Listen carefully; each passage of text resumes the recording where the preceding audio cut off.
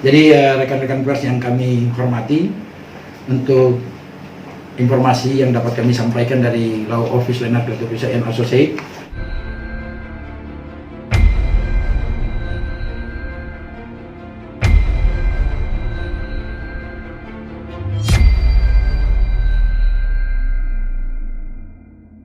kami menerima kuasa dari Ahmad Hamdi itu pada tanggal 31 Agustus 2021. Jadi sebelum kami menerima kuasa, yang bersangkutan telah menghubungi kami lewat teman kami. Kemudian kami menyampaikan kepada yang bersangkutan, Pak Dokter, tolong kuasa yang sebelumnya dibereskan dulu karena ini kode etik. Nah, kalau Anda sudah membereskan kuasa Anda, baru Anda bisa memberikan kuasa kepada kami. Nah, seperti itu. Setelah itu orang tuanya menghubungi kami bahwa mereka sudah melakukan pencabutan kuasa atas pengacara yang sebelumnya. Nah, kami tidak tahu berapa pengacaranya siapa.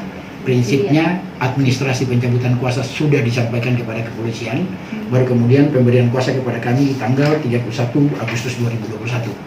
Seperti itu rekan-rekan pers yang dapat kami sampaikan. Oke. Bang, klien abang sendiri pun sudah, kalau tidak salah, sudah sedang diproses di Polres Jakarta Barat ya. Oh, iya. Bagaimana nih Bang kelanjutannya abang melakukan menangkan kasus tugas pendampingan ya.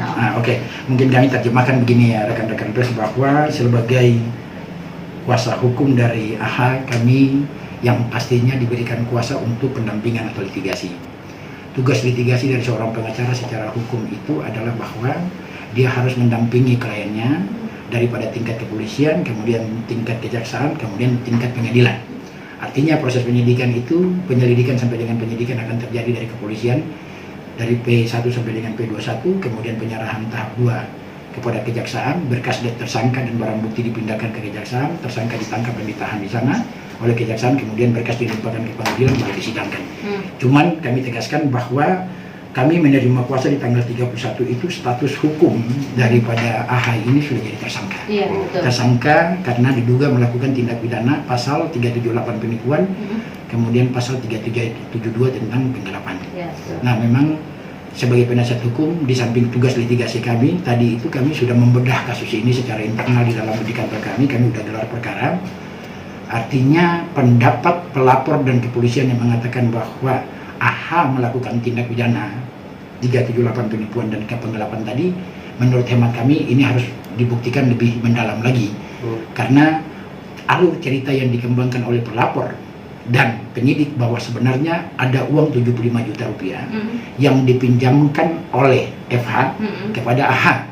Uang 75 juta ini jadi pertanyaan hukum kan, ini uang apa? Sampai kemudian polisi bisa menganulir, pelapor bisa menganulir bahwa ini ada 75 juta, kemudian itu menjadi tindak pidana penipuan dan penggelapan. Kami mengikuti pemberitaan yang telah dilakukan oleh FH di pers dengan kuasa hukumnya, termasuk kepolisian. Ternyata bahwa si AH ini katanya pinjam uang dari FH dengan mencatut nama presiden, mencatut nama pejabat negara, bahkan membawa-bawa dia adalah orang utusan presiden. Kami lalu kemudian mengajak kepolisian di sini maupun penasihat hukum dari FH dan FH sendiri. Pertanyaan hukum yang paling simpel adalah ketika katakan saja AH membawa presiden sebagai dia utusan presiden, dia utusan Pratikno, dia akan jadi menteri kesehatan. Pertanyaan hukumnya adalah apa ada daya paksa di sana? Apa ada daya paksa di sana sehingga dengan keberadaan pembicaraan dari AH ataupun dokumen yang diperlihatkan itu membuat si FH menjadi terdesak luar biasa, ada daya paksa yang luar biasa sehingga uang itu diberikan. Ini menjadi pertanyaan hukum bagi kami. Karena apa? Kita bicara tindak pidana penipuan ataupun penggelapan terkait dengan uang 75 juta itu, maka pertanyaan paling simpel, ini uang apa dulu? Harus dijawab oleh penyidik. Dalam penyelidikan ini uang apa? Apakah benar uang ini adalah hasil dari penipuan ataupun penggelapan yang dilakukan oleh AH, ataukah uang ini ada pertanyaan lain yang harus dijawab dan harus diungkap penyidikannya. Bagi kami ada membuat pernyataan pers di sini, ya kan, ada kita punya materi pers yang akan kami sampaikan kepada rekan-rekan bahwa uang apa yang dipertanyakan oleh kami itu ada masih terkait dengan hubungan daripada AH dengan FH. Kami juga sudah menyatakan tegas di sini bahwa sebenarnya antara AHA dengan FA ini mempunyai hubungan yang dalam tanda kutip ini tidak wajar. Artinya dalam tanda kutip tidak wajar, Ya. punya hubungan, maaf, yang orang awam tahu, hubungan sesama jenis. Ya, oke, kami tegaskan di dalam konferensi pers ini bahwa memang benar sesuai pengakuan dari AHA kepada kami dan pengakuan yang kami tanyakan dari penyidik bahwa memang benar dalam penyidikan itu AHA mengatakan secara tegas bahwa kami berdua mempunyai hubungan Secara sesama tegas jenis, gimana, Bang? Oke. hubungan sesama jenis atau homoseksual, bahkan baru pulang dari honeymoon di Lombok. Kemudian uang 75 juta tadi itu yang nanti kita akan ungkap di persidangan. Saya nggak membuka di sini kan ini senjata kami dalam hal membela kepentingan hukum klien kami nanti di pengadilan. Kita tidak bisa membuka ini uang apa secara gamblang di pernyataan pers ini. Tetapi di pengadilan nantinya kami akan membukanya secara jujur. Oke, dihilangkan Baik. uang 75 jutanya dulu, Abang. Ya. Karena itu menjadi bahan bukti untuk Oke, persidangan. siap. Berarti AHA mengakui punya hubungan sama FH. Ya. Sama dikata tanda kutip Ya, itu sesama betul. jenis. Cerita nggak sih AHA itu sejak kapan atau berapa lama hubungan sesama jenis itu berlangsung? Ya, oke, Dan baik. kabarnya kan tadi Abang bilang katanya habis pulang honeymoon di Lombok. Iya, Oke. betul itu sekali. Jadi begini, rekan-rekan pers kami mengikuti perkembangan cerita yang dikembangkan oleh kedua belah pihak ya. Dalam posisi kami sebagai penasihat hukum AHA, tapi kami juga objektif bahwa pemberitaan dari sisi FH itu mereka kenalan itu pada saat malam ulang tahun dari teman mereka yang bernamanya Karina. Ya kan, kemudian di ulang tahun itulah AHA dengan Eva ini makin kenal, makin akrab. Kemudian mereka ambil keputusan berangkat ke Lombok itu tanggal 14 sampai dengan tanggal 17 sampai 18 baru mereka 14 apa nih, Bang? 14 Juni. 14 Juni. 14 jadi 10 Juni kenalan, 14 Juni berangkat ke Lombok. Ya, kemudian sampai dengan tanggal 18 baru mereka pulang dari Lombok. Dan kami punya bukti itu semuanya ada. 2021. 2021. Dari perkenalannya singkat banget. Dari aplikasi Tinder. Itu dari tanggal sekitar 8 di bawah tanggal 10, kemudian tanggal 10 pertemuan, tanggal 14 honeymoon, pulang tanggal 18.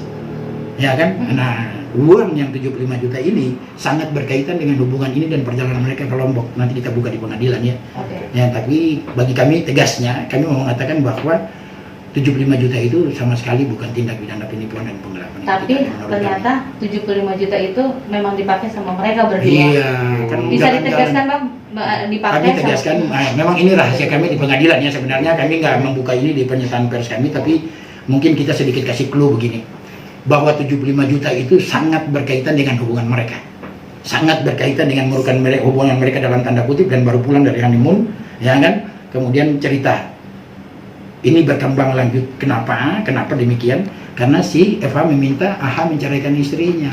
Itu persoalan, karena tidak jadi laporan polisi jadi kan begitu.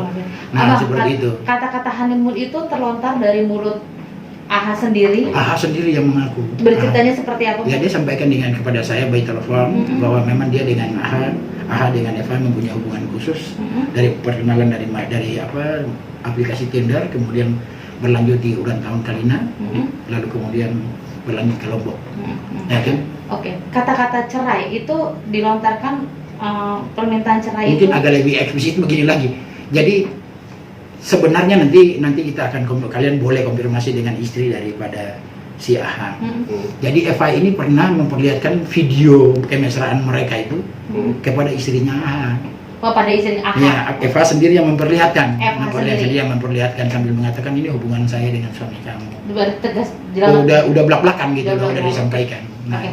jadi kemudian karena kami menganalisa, ketika lalu kemudian sampai di titik perceraian ini tidak terjadi, muncullah kemarahan dari Eva, lalu kemudian membuat cerita laporan polisi ini, membuat cerita jadi seperti ini, begitu rekan. Tapi berkas-berkas itu sebenarnya memang ada nggak sih, Bang? Berkas-berkas dalam kata ya kan yang di pihak sana menyudutkan membawa nama presiden, membawa nama Ya, berkas jadi begini, itu soal itu ada di dalam pernyataan pers kita juga bahwa kalau mencatut nama presiden itu sebenarnya tidak pernah dilakukan AHA terhadap si Eva. Oke. Bahkan yang katanya Eva ada korban-korban yang lain bahwa surat ini, dokumen-dokumen itu pernah diperlihatkan. Nah, makanya kami bilang tadi, oke, katakan saja dokumen itu ada. Kami udah tanya, memang benar dokumen itu ada.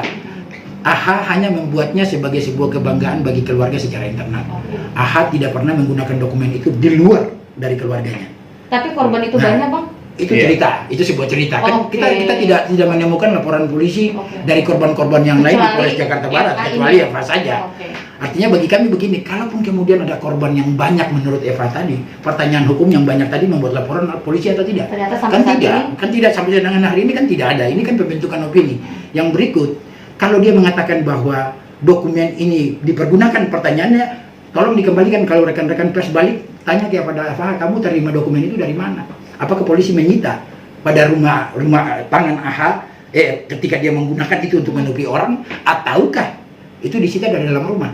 Bahkan istrinya yang kasih loh Bapak, rekan-rekan. Iya, itu kan dia Istrinya bilang yang karena kasih dokumen istrinya itu. memberikan itu, Bang. Betul. Jadi istrinya yang memberikan dokumen itu atas permintaan dari Eva. Tetapi penyidik maupun Eva tidak pernah menemukan dokumen-dokumen itu dari tangan AH. Dari tangan Artinya gini, langsung kami ya? mau mengatakan begini. Katakan ada dokumen palsu. Katakan ada dokumen yang dibawa-bawa yang dibuat oleh AH. Katakan ada. Pertanyaan hukumnya kapan kemudian dokumen tersebut dapat dijadikan sebagai tindak pidana? Adalah, kalau menurut pendapat saya adalah ketika AH menggunakan dokumen itu untuk kepentingan umum. Selama dia tidak menggunakan itu untuk kepentingan umum, bagi saya belum ada tindak pidana. Oke, Contoh, benar. saya membuat keterangan bahwa saya seorang advokat dengan titel dokter, padahal saya belum dokter misalnya. Nah, tapi waktu itu saya hanya memperlihatkan dokternya saya itu kepada keluarga saja saya. Secara internal, saya tidak pernah menggunakannya itu di luar sana. Kalau saya tidak menggunakan dokter saya di luar sana, ada tindak pidana atau tidak? Menurut saya tidak. Nah, jadi ketika dokumen itu ada dan memang benar-benar palsu, kemudian digunakan untuk kepentingan umum, katakan saja AH menggunakannya kepada siapa? Ini saya mau pinjam kamu uang, ini ada saya punya dokumen, ini proyek saya utusan presiden, ini proyek saya. Ternyata dokumen ini fiktif, palsu, itu baru dia kena. Tapi kalau cuma dibuat untuk kepentingan dia internal di keluarga, saya tanya, kamu buat dokumen itu untuk apa? Dia bilang kepada saya bahwa saya membuat dokumen itu hanya untuk kebanggaan saya kepada keluarga saya. Bahwa saya dokter, mau jadi menteri kesehatan. Dan Eva itu tetapi tahu. saya tidak pernah menggunakan itu di luar sana. Dia Kecuali bilang. dengan FA. Dengan Eva pun juga tidak. Makanya saya tantangkan si Eva dengan penasihat hukumnya. Kalau dia mengatakan bahwa dokumen itu digunakan oleh AH pada saat uang 75 juta dikeluarkan, tolong dibuktikan dong dokumen itu. Ya, bahwa maksudnya saya pada saat diperlihatkan itu dikasih kepada kamu buktikan. Tapi kalau kemudian kamu meminta dari istrinya, baru kemudian kamu kasih kepada kepolisian, ini dokumen ini kan tidak dipergunakan berarti. Nah, menjadi Iya kan? Dengan dokumen belum dipergunakan. Yang menjadi Kecuali dokumen itu ditemukan ada di si A, si B, si C, digunakan untuk kepentingan umum atau sudah sampai kepada kementerian, ya kan? Dipublikasikan kepada orang dan orang mengira ini AH pernah menggunakan dokumen ini. Nah, itu baru ketika digunakan untuk kepentingan umum ya, udah beredar di publik. Tapi kalau masih di internal keluarga, menurut saya belum ada tindak pidana.